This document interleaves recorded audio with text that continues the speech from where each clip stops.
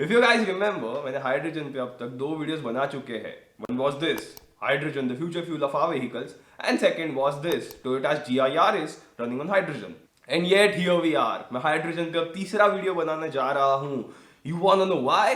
Well, how many of you are aware that कुछ ही महीनों में हमारी सड़कों पे हाइड्रोजन पावर्ड बसेस चलने वाली है. So my name is Purvang Mantri and welcome back to my channel and this is my third take on hydrogen as the future fuel of our vehicles. Roll the intro.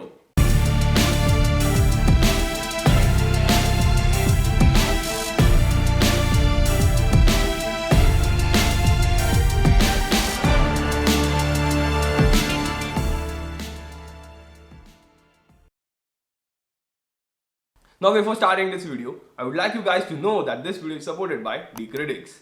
Now, let's get back to the video. Periodic table में hydrogen सबसे पहले stand करता है and compare to petrol and diesel hydrogen की properties बहुत ही बढ़िया है. If we are intending to use hydrogen in internal combustion engine, उन प्रॉपर्टीज के बारे में मैंने इस वीडियो में बताया है, बहुत ही डिटेल में बात की एक्चुअली. अब हाइड्रोजन को एज अ फ्यूल यूज करने के जितने फायदे हैं उतने इश्यूज भी है. लाइक फॉर एग्जाम्पल, अगर पेट्रोल इंजन में पेट्रोल की जगह पे हाइड्रोजन यूज करे तो हाइड्रोजन को पेट्रोल के कंपैरिजन में 4 गुना कम यूज करना पड़ेगा. लाइक जितना टाइम 1 लीटर पेट्रोल को कंज्यूम करने जाता था उतने टाइम में हाइड्रोजन सिर्फ 0.25 लीटर कंज्यूम होगा. और आईसी इंजन में हाइड्रोजन यूज करने के कारण एग्जॉस्ट एमिशंस में सिर्फ पानी मिलेगा. वेल, ये थियोरेटिकली तो करेक्ट है, लेकिन हमारे एटमॉस्फेयर में नाइट्रोजन का भी कंटेंट है जो इनटेक एयर के साथ कंबशन चेंबर में एंटर करेगा, which will result into NOx, मतलब oxides of nitrogen. Not just this, hydrogen engine के लिए हमारे रेगुलर इंजन ऑयल यूज नहीं कर सकते. लेकिन ऐसा क्यों? यू सी, हाइड्रोजन का फ्लैश पॉइंट और फायर पॉइंट हमारे रेगुलर इंजन ऑयल्स के फ्लैश पॉइंट और फायर पॉइंट से बहुत ही हाई है. Flash point is the temperature जिसपे वॉलेटाइल फ्लूइड में चिंगारी होती है अगर वो एक फ्लेम के कांटेक्ट में आए तो. And fire point is that temperature जिसपे वॉलेटाइल फ्लूइड जलता रहता है अगर वो फ्लेम के कांटेक्ट में आया तो. सो हमारे रेगुलर इंजन ऑयल का fire point is 225 degree Celsius while the fire point of hydrogen is 500 degree Celsius. इसका मतलब समझे दया? इसका मतलब यही है कि अगर हाइड्रोजन इंजन में रेगुलर इंजन ऑयल यूज किए तो ऐसा सिचुएशन अराइज हो सकता है कि हाइड्रोजन के बर्निंग के साथ साथ इंजन का लुब्रिकेटिंग ऑयल भी बर्न हो सकता है.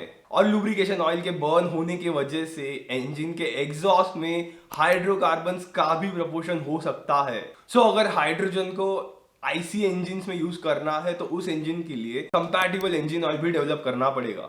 लेकिन engine is not the only way to get the energy from hydrogen. Now before moving ahead, अगर आपको मेरे वीडियोस देखना पसंद है then you better hit the subscribe button and don't forget to hit the notification bell because we are aiming to reach 1000 subscribers. हम इतने करीब है 1000 सब्सक्राइबर्स के. And secondly, don't forget to follow me on Instagram because मैं हर नई video का update पहले Instagram पे देता हूं. So if you want to stay updated with the upcoming videos you better follow me on Instagram. Let's get back to the video. So engines are not the only way to harness the power of hydrogen. एक और रास्ता है hydrogen के energy को प्राप्त करने के लिए and this is a much cleaner way.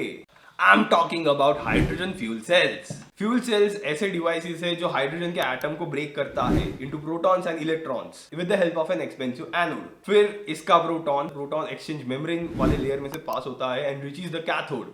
Simultaneously hydrogen का इलेक्ट्रॉन फ्यूल सेल से बाहर निकलकर एक अलग सी सर्किट से गुजर कर वो कैथोड की तरफ पहुंचता है. अगर आपकी साइंस की नॉलेज अच्छी हो then the flow of electrons is put Dora the Explorer over here current, electric current.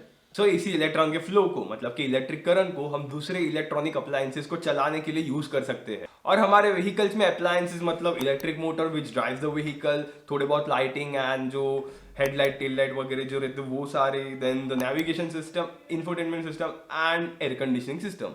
अब इलेक्ट्रॉन्स इन सारे अप्लायंसेस को इलेक्ट्रिसिटी देकर कैथोड के एंड तक पहुंचता है.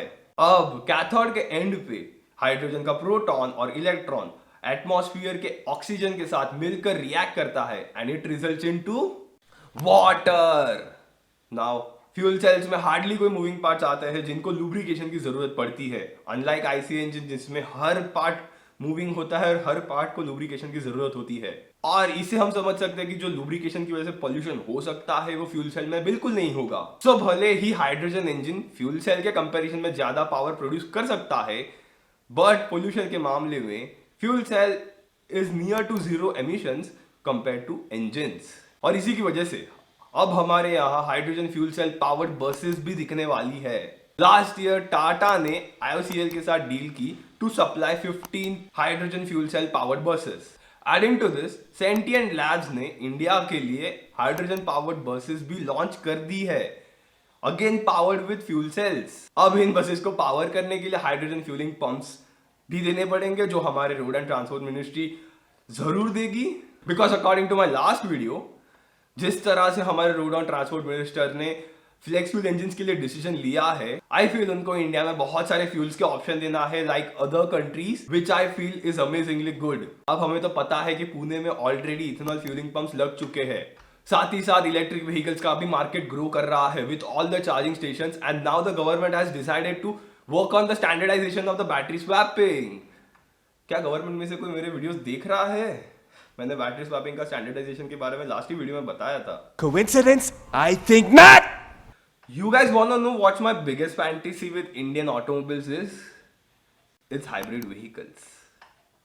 Now, hybrid vehicles are the vehicles which are powered by two or more than two power sources. मतलब अगर कोई गाड़ी इंजन और इलेक्ट्रिक मोटर दोनों ही सोर्सेज पे चल सकती है, then those are called as hybrid vehicle. जरूरी नहीं कि हाइब्रिड व्हीकल्स में एक पावर सोर्स इंजन और दूसरा पावर सोर्स बैटरी ही होनी चाहिए।